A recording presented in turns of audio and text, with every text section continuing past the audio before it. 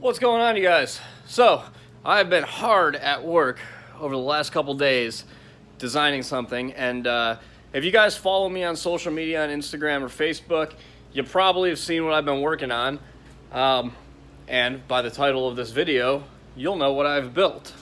So, let's take a look at it.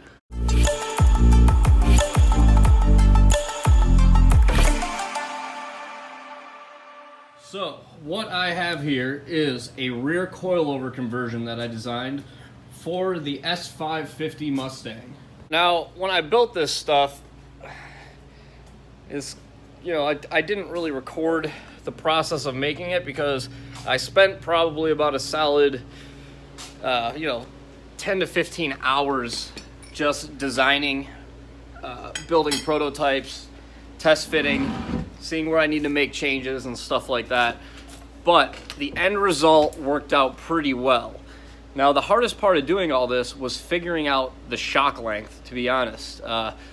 Because these shocks, the ones that I bought, are QA1 double adjustable shocks.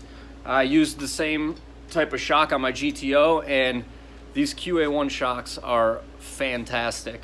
They're not like your standard coilover kits that have, 32 adjustments on them, the knob on the top or anything like that. These have, I don't remember how many, I think it might be 12.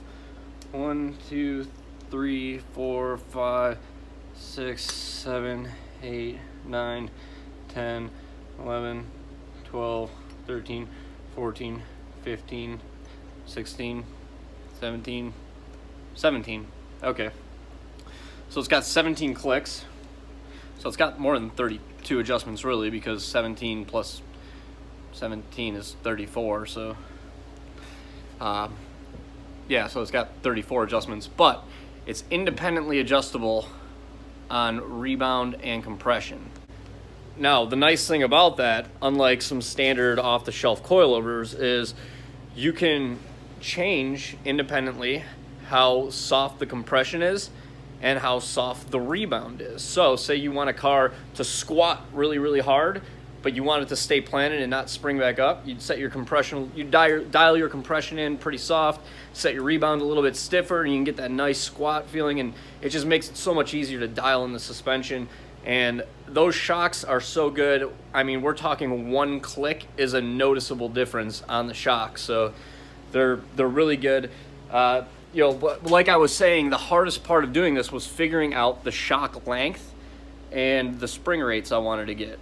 So basically I had to factor in how long the shock has to be from here to here, where my brackets were gonna go around, weight of the vehicle, the motion ratio under load, and then figure out what shock I needed to get that'll be at the ride height that I plan on running.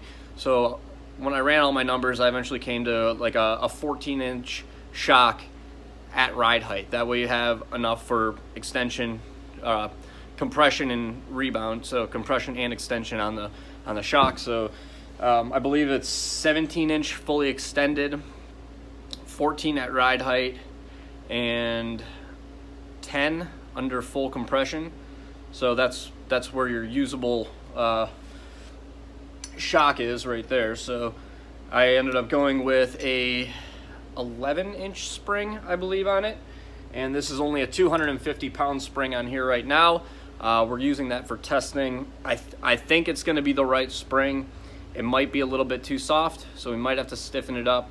I believe on my GTO I ran 300-pound springs in the rear, but the spring on the GTO was also inward further, which means it gets much more force put on the spring. So a 350 pound spring further in here is gonna be almost about the same effectiveness as a spring out further that's softer. So I got all that stuff figured out, and I built a couple test brackets, got some stuff mocked up, and I'm pretty excited with how this turned out. And for the price I did it, it's pretty amazing. So I'm gonna bolt this on real quick and show you guys what I did.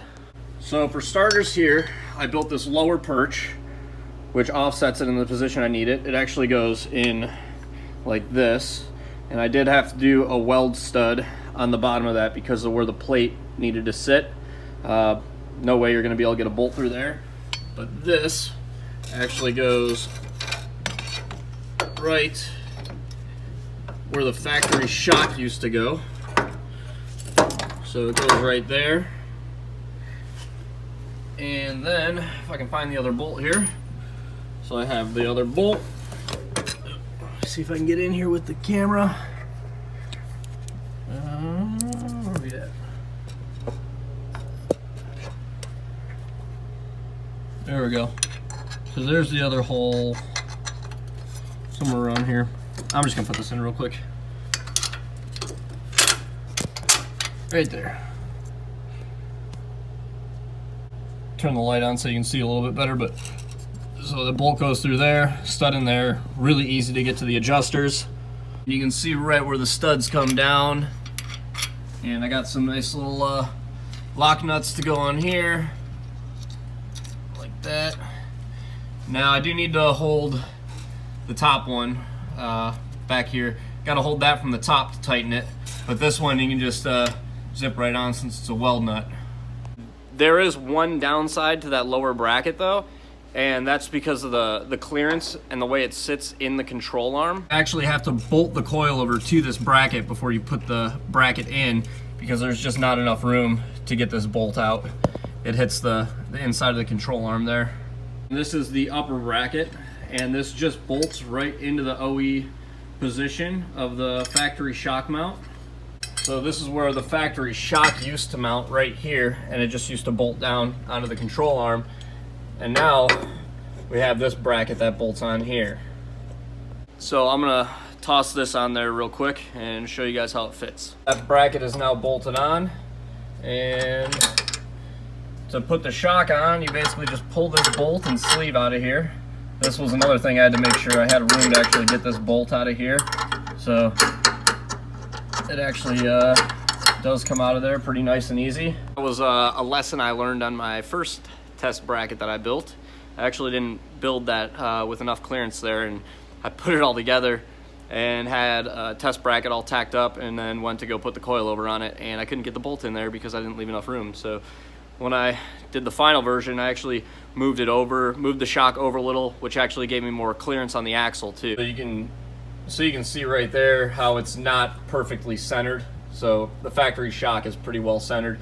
This is offset back a little bit, but it actually puts the coilover in a really good spot when it's in there.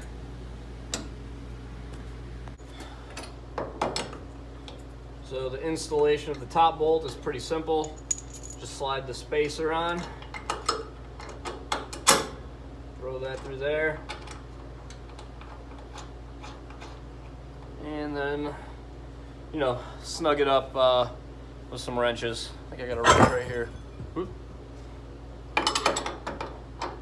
I'm not gonna torque all this stuff down, but I'll snug it up real quick just so we can put the wheel on it and set it on the ground, and I'll show you guys how it's sitting. Now that it's bolted in, you can see our axle clearance is pretty good there on the boot, so we don't have to worry about that rubbing through or anything like that. Fitment down here is super solid. This is not going anywhere, and adjusting from the back is super easy since there's plenty of room down here now to get to it. Turn the light on so you can see a little bit better, but these are super easy to get to the adjusters even when it's on the ground, especially considering that the back half of the car is all cut out. There's nothing under there. You can just reach up under there and get to them. But on a street car even, I don't think it would be that much of an issue. I think you'd be able to reach right behind the wheel and grab it anyways. So right now this suspension is it's not fully bolted on. Well, I mean, it's on there, but it's not, everything's not tight on it. You know, it's just hand tight right now, which is fine. I'm obviously not driving it anywhere right now, so it just makes it, you know, I've just been taking it apart and putting it together so much that having it loose and easy to come apart helps me out a lot.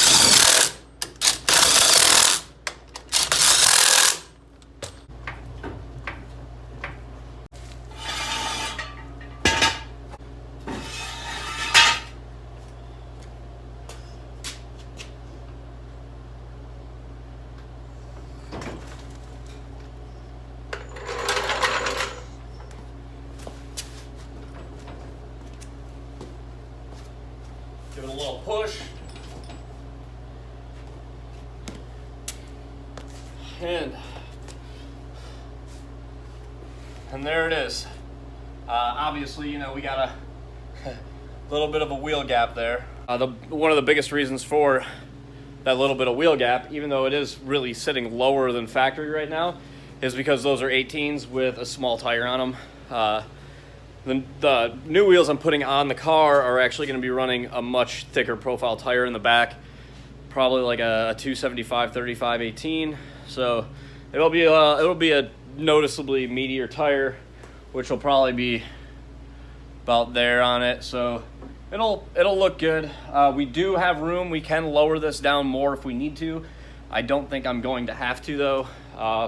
I think when I set these at their lowest setting, it actually tucked pretty much like rim into there, and it was to the point where it was like pinch welds would be on the ground, so it's not a good idea for track car. But that is it right there. I need to clean some brake lines and stuff up, but both sides are installed and ready for paint, because it's been pretty cold this weekend and I didn't want to paint those brackets in my cold garage because it wouldn't have turned out too good. Probably would have like fish-eyed and bubbled and stuff, so gotta wait for it to get a little bit warmer before I can paint that stuff, or you know, get the propane thing exchanged and get it up to like 65-70 degrees in here and spray them. But that's why they were bare metal still, is because I just didn't paint them yet. So I'm sure the question is, well, Shane, if the other kit was $2,500, how much did that cost? It was still not cheap, but it was way cheaper than buying the other ones. And, you know, having double adjustable and all that it's awesome. So the shocks were about $500 for the shocks. Springs were like $70 for springs. You know, material, consumables. You know, obviously I have to pay for argon and filler rod and stuff like that. You know, there's probably about another $50 in material and consumables, and then about 20 hours of my time to design it and fab it. So was it worth it? I think so. Definitely saved me a couple $1,000s, and should work great. So there it is. Custom fabricated rear coilover conversion for an S550 Mustang. That's going to be it for this one. So like the video if you liked it, subscribe to the channel if you're new, and follow the build, and I will catch you guys later.